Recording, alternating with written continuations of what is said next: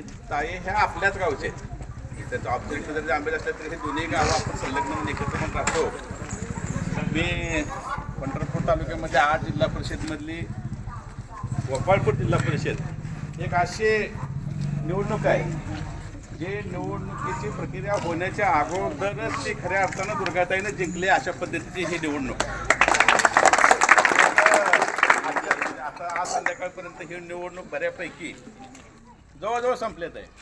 आता ही जी 14 गाव आहेत त्याच्यात आमचं हे गाव आहे. एक औपचारिकता आपल्याकडे आता अशी शिल्लक आहे की कुठलं गाव जास्त मतात देखील चळे देईल, आंबे देईल, पलीकडलं पळूस देईल किंवा फुलचिंचोली देईल.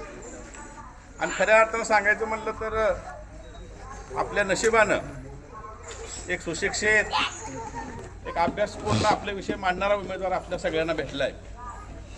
या औपचारिकता असणाऱ्या निवडणुकीमध्ये चळेकरांना मी विनंती करेन की जेवढं जास्त मताधिक्य आपल्याला देता येईल तेवढं जास्त हक्कानं आपण काम करून घेऊ.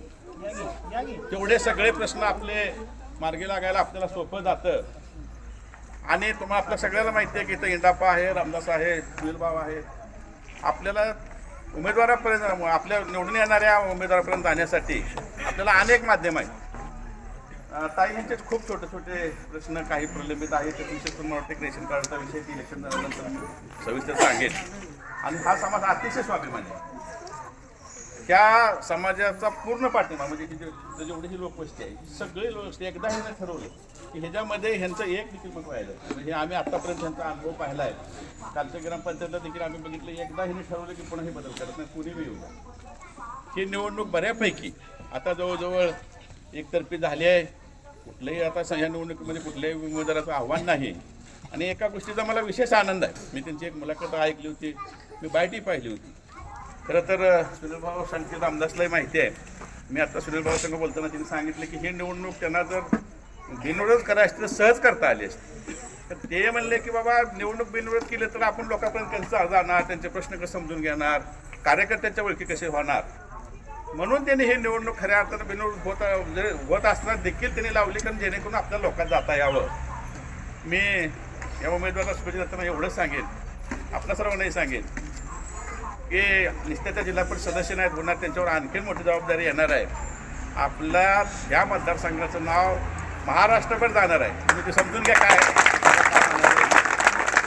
त्यामुळं गोपाळपूर, चळे, पुळवत ही गावं महाराष्ट्रभर चर्चेली जाणारी गावं आहेत.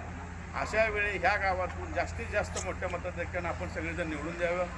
आपण एक देखील मत ह्या गावातलं वाया जाऊ नये अशी अपेक्षा व्यक्त करतो. मी आहे आता रामदास आहे, आम्ही सगळी आता ही टीम करते. रात्री हातादारांनी देखील काही मिटिंग लावली होती, उद्या दिनकर भावनं लावले. त्या गावातले सगळे गट सगळे जनताकडून तिथे काम करतात. असं आम्ही म्हणणार नाही की आम्ही करतो, सगळेच करतात. अख्खं गाव काम करतं आहे. आणि अशा वेळी आम्ही कधीही बाबा आम्ही केलं आहे वगैरे असं कधीही म्हणणार नाही. हे सगळं जे मताधिक्य येईल ते ह्या सगळ्या गावानं दिलं आहे, त्या चळे ग्रामस्थांना दिलं आहे. अशीच आमची भूमिका राहील. मोठ्यातल्या मोठ्या मतदारांना आपण निवडून द्यावं आणि एका मोठ्या विजयाचं भागीदार व्हावं ही विनंती आपल्या सर्वांना करतो. आणि जय हिंद.